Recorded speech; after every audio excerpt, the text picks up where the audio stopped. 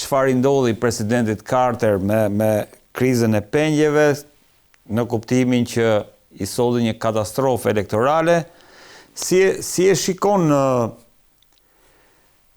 çfarë do të prodhoi për Donald Trump kjo luftë, se po lexoja edhe te Corriere della Sera që thoshte që Trump është përballë dy zgjedhjeve, keq ose shumë keq.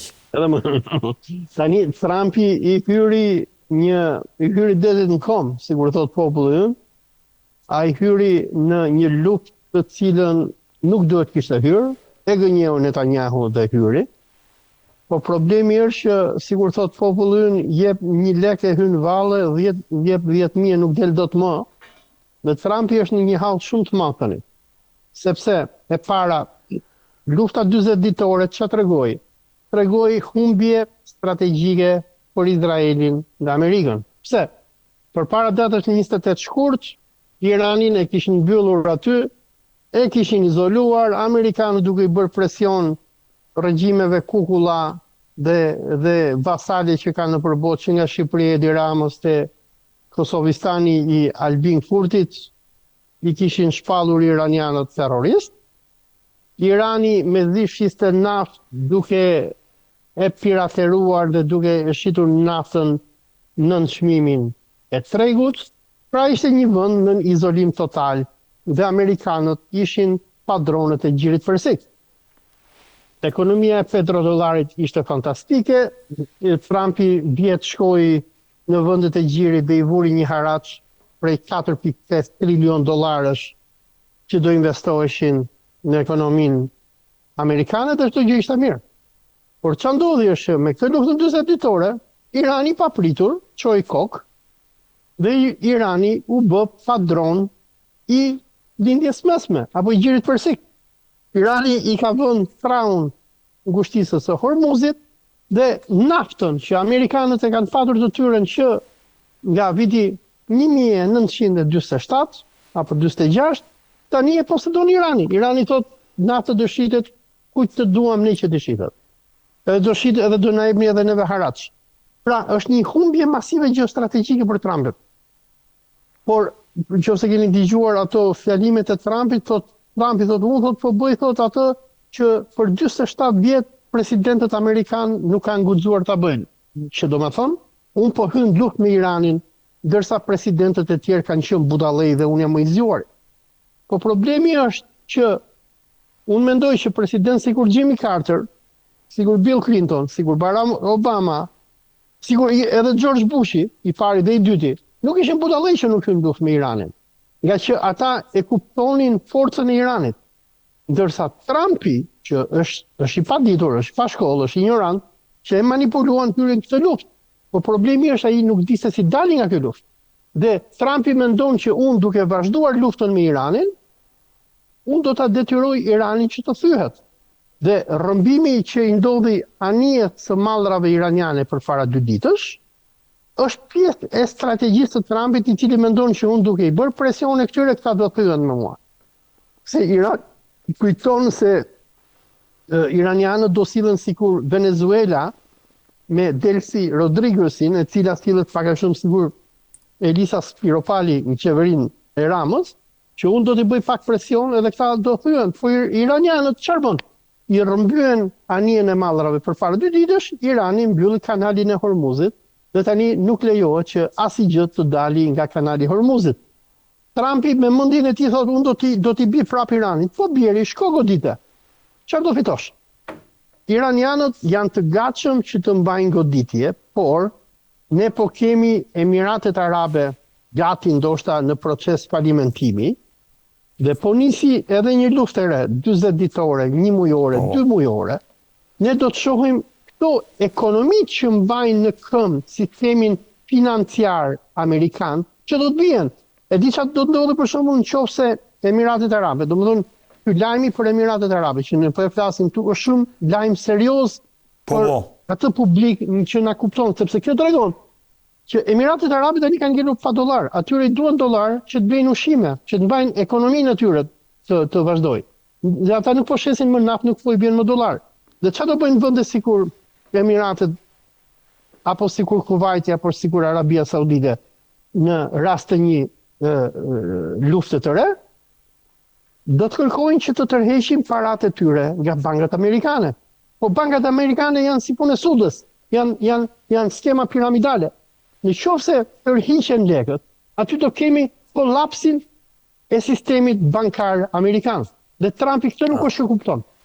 Ose ndoshta përmendjen e Trumpit është okay, nuk kam bombë nukleare, këta nuk e kanë bombën dhe do bëj atë që Trumpi kërcënoi që të bënte përpara 10 e kusur ditësh, që tha unë do ta zhduk sa qytetrimin iranian, do të thënë do hedh bombën nukleare.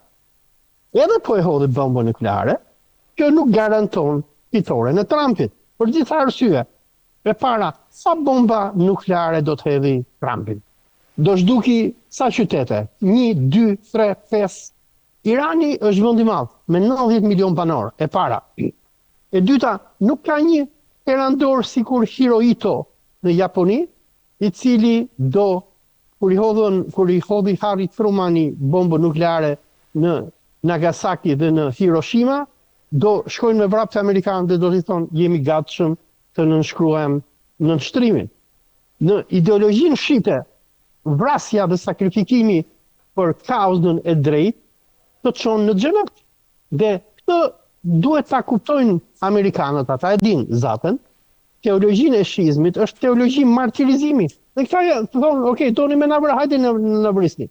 Sigur edhe vetë Imam Ali Khamenei, edhe pse organet e sigurisë i thonin mos shkon zyrë se mund na vrasin amerikanët, ai shkoi dhe u vra. Dhe problemi është çfarë do ndodhi nëse amerikanët hedhin bombën nukleare dhe Irani nuk dorëzohet? E para.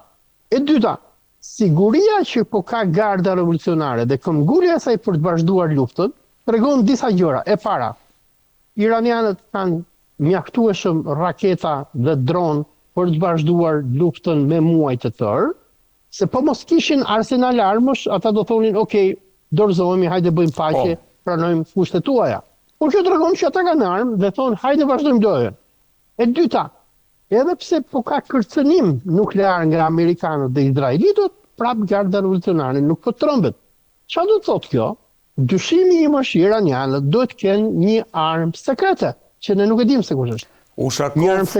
Ushakov tha që kanë në armë, tha që ende si kanë nxjerr për iranianët. Që nuk i kanë nxjerr, por edhe sigurisht tha edhe Dmitri Medvedevi, arma më e madhe nukleare iraniane deri tani është ngushtita e Hormuzit, sepse domethënë ndryshe nga luftrat e tjera që amerikanët kanë bërë, sidomos që prej rënies së Bashkimit Sovjetik, por edhe gjatë luftës sot, amerikanët gjithmonë kanë patur luksin që të bëjnë luftra për te oqeanit dhe që ekonomia e tyre të jetë në rregull.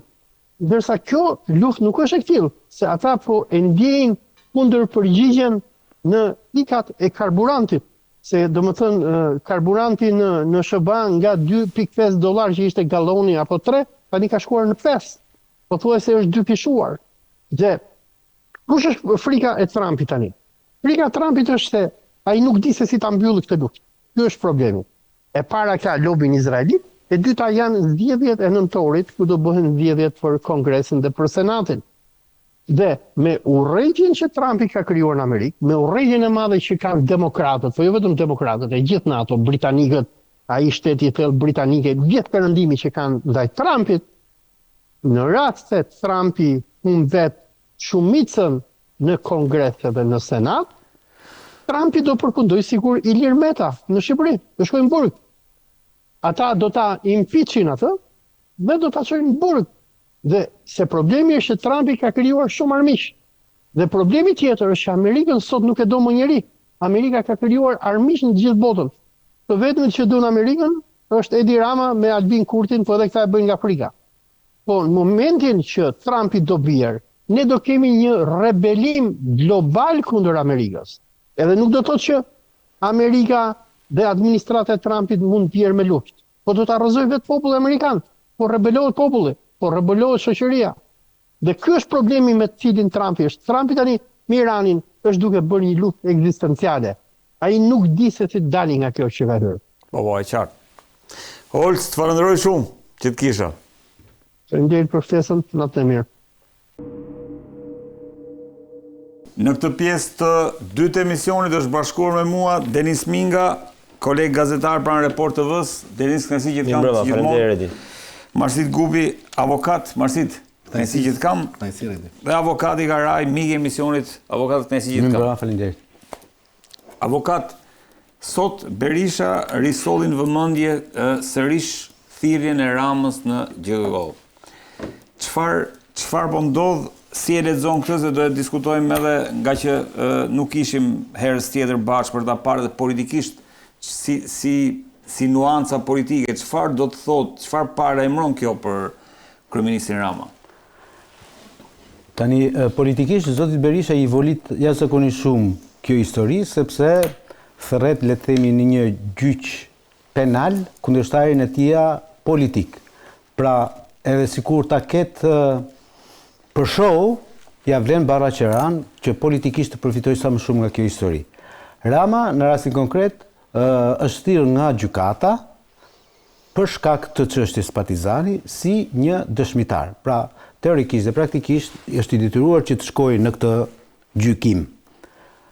Si detyruar? Po i detyruar, sepse si dëshmitar i detyruar që të shkosh kur të thret gjykata, të paraqitet gjykata. Se jep dot me shkrim? Dëshmia nuk jepet me shkrim. Dëshmia do kishte vlerë me shkrim në rast se do ishte bërë pjesë e dosjes për shkak të hetimit të SPAK-ut në rastin konkret. Pra, nëse do kishte bërë SPAK-u, këtë do kishte marrë Ramën si dëshmitar dhe do kishte marrë dëshminë, atëherë do ishte nevojshme teorikisht, po them, që ta rithirrte edhe një herë në gjykim në gjykatë. Në rastin konkret SPAK-u është gjykata. Në rastin konkret SPAK-u nga 2020, nga 10 orë 2020, kur kjo çështje ka shkuar në SPAK, dhe deri kur shkoi dërgimi i çështjes në gjyq përpara 5-6 muajsh, nuk e pa të arsyeshme që ta thërriste kryeministrin. Që tani e shikon të arsyeshme avokat, ka ndryshuar gjë? Nuk është SPAK-u. SPAK-u ka larë duar si Ponc Pilati në raport me Ramën. SPAK-u nuk e ka thirrë Ramën. A ka pas frikë? Ka thirrë gjykata. A ka pas frikë? A s'ka pas vepër penale? A ka pas 1001 arsye? SPAK-u nuk është burruar që të thresin kryeministrin në një çështje ku ka. Po si e ka thirrë gjykata? Atëherë gjykata ka kërkuar dikush që e ka pranuar gjykata. Ka kërkuar mbrojtja e zotit Berisha. E ka kërkuar mbrojtja. Mbrojtja e zotit Berisha ka bërë një listë atyre që ajo çmon se duhet të jenë dëshmitarë në atë gjykim çështje. Dhe një nga këta është dhe kryeministri zoti Rama, për arsyeën e vetme se në 2006-2007 Rama ka qenë ish kryebashkiak dhe ka dy vendime shumë të rëndësishme që lidhen me çështjen Partizani. E para është ndryshimi i tjetërsimit pronës, e dyta është leja e ndërtimit. Destinacioni që thonë. Po pra, që ta shpjegoj para ata që në 2006 qeveria Berisha aso kohë nxorri një vendim qeverie, i cili jepte mundësi ish pronarve, të cilët të mund ose të kompensoheshin fizikisht me pronën ose financiarisht me atë pronë. Po. Dhe e kishin këtë tagër që edhe mos i merrnin parat, vlerësuar sipas kushteve të tregut aso kohë, por t'i merrnin fizikisht. Fizikisht do të thoshte që nëse ajo ishte një pronë e cila kishte një destinacion të caktuar, me atë ligjin asaj kohe ti nuk mund ta tjetërsoje me ligj. Në kuptimin që nëse merje, nuk do ta vazhdoj rastin konkret. Nëse merje, Sali Berisha, qeveria Berisha, ka qenë ajo pronë ato. Qeveria Berisha aso kohë ka thënë pronarve, Gjimi Begeja, Jamambër Maltezi, familjes Maltezi aso kohë, mund ta marrin këtë si pronë, por nuk e tjetërsojnë dot. Pra e ka dhënë nominalisht? Jo, se ka dhënë nominalisht, pa e mora si shembull nominal.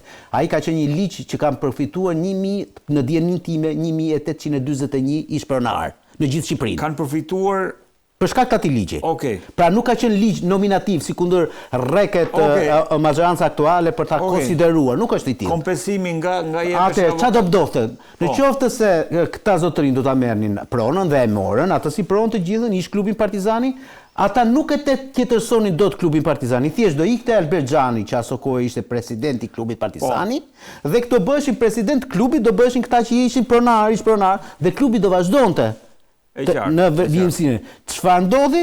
U tjetërsua prona, pra, me një VKM të Këshillit Bashkiak, i firmosur nga zoti Rama aso kohë, sepse duhet të kuptojmë. Vendim, sepse duhet të kuptojmë, aso kohë tjetërsimin e pronës nga një pronë në një pronë tjetër, pra nga truall në arë në truall e bënin bashkit vetë, e kishin takrin ligjor për ta bërë. Sot se bëjnë dot më. Dhe Rama e ka bërë nominalisht për këtë pronë avokat. Për këtë dhe për shumë tjerë nëse ka pasur, për në rasti konkret ka pas kërkesë. Ka bërë nominalisht praktika ajo, që vjen gjitha. Po, në rasti konkret, se mund të ketë pasur edhe një pronë himar oreti. Kush e ka kërkuar ndryshimin e destinacionit? Kanë kërkuar vetë pronarët. Kanë kërkuar pronarët dhe Rama e ka firmosur. Rama mund të është në bazë të ligjit unë se thon. Unë se firmos. Jo se the pronarët do mbanin klubin Partizani. Jo, unë thash në bazë ligjit. Në bazë ligjit. Në bazë ligjit ata mund ta mbarin, mund mos e banin, por teorikisht ishin. Sikur ata nuk e Dhe Rama të bërë ka bërë klubin Partizani. Mos e futemi në kështu në kakofoni. Jo, në rregull, më duk sikur the e gjithë ligji ishte për të mbajtur klubin Partizani. Jo, pra jo. Ligji ishte për edhe një herë, ligji ishte për gjithë Shqipërinë, nuk ishte për ata. Okej. Në rasti konkret, këta mund të bëshin president pronar të klubit Partizani, por nuk e të interesonin dot pa marrë atë vendimin e zotit Rama si kryebashkiak. Kishte pagar të zoti Rama. Po sepse ka pas në ligj. Rama mund ta ndryshonte destinacionin. Po, e kishte tagë për ta bërë ai këtë gjë. O e bënte o nuk e bënte. Okej. Kjo ishte historia. Dhe për te kësaja, sepse këtu ka dy dilemat më dha për cilat duhet pyetur, dhe do dalë këtu pse e them këtë. Sepse çdo leja ndërtimi më së mrapa e cila është zbardhur, nuk është zbardhur fare, dhe deri në vitin 2011 nuk është zbardhur si leje, dhe pronarët legjitime kanë çuar Bashkinë Tiranë në gjyq dhe kanë marrë një 400.000 euro dëmshpërblim për këtë lejen. Pra janë dy që nuk u zbardh nga bashkia. Se leja ta sokoi jep te bashkia, tani i jep qeveria. Tani ka centralizuar gjitha Rama, thot i jap vetëm unë lejet nga Vermoshin Konisport, këta japin vetëm për gardhe e për gjërat këtu të votë. Po për çfarë do Berisha Ramën në gjyq avokat? Sepse më dëgjoj me kujdes, teorikisht po them, se praktikisht unë jam 100% sigurt që nuk ndodh asnjë një gjë, por teorikisht ti kur shkon në një gjykim të tillë dhe je dëshmitar kyç, se Rama në rastin konkret për mendimin tim, duke qenë pjesë e dy gjërave shumë të rëndësishme në këtë dosje, konsiderohet një dëshmitar kyç. Ti nga dëshmitar mund të kthehesh në një person i akuzuar për një vepër penale të konsumuar. Pra Rama, në dëshminë që do japin, se pyetje tani aty në gjykatë do t'i bëj pala e zotit Berisha, pala mbrojtëse dhe gjykata. Po më së shumti pala mbrojtëse. Dhe ti mund të me deklaratat që jep dhe me veprimet që bën dhe me ato që dëshmon, mund të kthehesh nga një person që je thjesht dëshmitar në të akuzuar për shkak të një vepre penale. Kjo ndodh rreth për ata që nuk e kuptojnë në pjesën më të madhe të Anglo-Saksonisë, pra në Britaninë e Madhe dhe në Amerikë, ka pasur raste të pafundme ku dëshmitari është kthyer në një akuzuar dhe është ngritur le të themi organi akuzës në sallën e gjyqit dhe e ka akuzuar direkt dëshmitarin dhe i ka thënë, domethënë i ka komunikuar veprën penale. Ngrihet akuzë. Po direkt për në rast se unë këtë variant nuk e besoj në botë, sepse nuk ka kërcë këtu. Ja, marrim variant hipotetik. Hipotetik për një kryeministër në detyrë kjo? Po sigurisht për çdo njeri mund të ngrihet. Pyetje. Për çdo njeri mund të ngrihet akuzë. Të vinte pika e 3 dhe e fundit fare, e gjitha kjo rreth për mendimin tim është një show i madh, si po na mbushim mendjen, sepse teorikisht dhe praktikisht sot që ne flasim, vepra penale për të cilët akuzohet Jamar Baltezi, Sali Berisha dhe gjithë të tjerë janë parashkruar. Që do thotë që ata edhe nëse dalin nesër, po them unë, nëse nesër ka një vendim gjykate të fajësie, ata nuk bëjnë as edhe një lloj kokë, as një ditë burg, sepse kjo vepër penale ka kaluar afatin e vet të dënimit. Pra nëse është një vepër penale, vendimi është i rëndësishëm, sido që të jetë. Mirë, ti vendimi është për të bërë neve gallat, unë po flas për pjesën ligjore. Problemi është a ka shkelur apo jo ligjin, ka që thjesht. E zëm, shpërdorim detyre. Vendimi e përcakton këtë? Po amnistohet, konsiderohet vepër e parashkruar. Po themi tani cili është fati i Berishës, burg apo jo? Po themi vendimi që thuaj. Po nuk prodhon as një gjë penale. Në fund, nëse ka dy përcaktime gjykata. Po, është i fajshëm, po është i pafajshëm. E thot vendimi këtë? Po do ta thot vendimi këtë. Kaq pra çfarë si ka? Po, të thash edhe një tjetër. Pasoja është tjetër gjë. Ore ty intereson kjo apo ti intereson mua më intereson qytetar vendimi. Nuk më intereson ku shkon burg. Nuk ka as dekriminalizim as një gjë ore dhe një tjetër. Një vepër penale kur parashkruhet marron afatin e vet. Po të them, shpërdorimi i detyrës është vepër e parashkruar tashmë, se është një vepër penale që ka ndodhur një vepër konsideruar penale në 2006, jemi në 2026, 20 vite është parashkruar si vepër. Nuk ka më efekte. As edhe parashkruhet për 25 vite. Tani edhe duhet marr parasysh që do duhen edhe 4-5 vite të tjera minimalisht, derisa të shkoj të marrin vendim formë prerë, pra do shkoj do viti 2030-2032. Jo është parashkruar, po më ka mbaruar. Prandaj kjo si histori, po të thënë një tjetër, vlen për këta dy zotërinj që të bëjnë show politik me ne për të na mbushur mendjen. Unë duhet kuptoj pse GKK-ja e mori këtë herë këtë vendim, pse se ka marrë gjatë gjithë kësaj kohë, pse pikërisht tani. Kjo është procedurë, nuk ka lidhje me GKK-n kjo. Ti thuaj pyetje ndryshe. Pse se kërkoi Spaku, jo pse e kërkon GKK-ja. GKK-ja po bën punën e vet. Tani erdhi çështja e GKK-ja. Spaku, o zotërinj nderuar, pse nuk ka marrë një dëshmi ta bënte pjesë të dosjes? Pse paskësh pasur efekt për Spakun isatare? Paro Laçi, Albert Xhani, jam marrë për Maltezi dhe shumë njerëz të tjerë aty, të cilët kanë qenë pjesë asaj dosje dhe janë pyetur, dhe nuk paskësh pasur i pari i Tiranës. Marsit, si e lexon këtë vendimin për të thirrur Edi Ramën si dëshmitar? Avokati thot thjesht konsum mediatik dhe politik asgjë më shumë se kaq. Ka një prapavi tjetër pas kësaj? Paktën ajo që pretendon opozita që nga dëshmitarët kthehet i akuzuar, në cila është pravavia e vërtet e kësaj ngjarjes?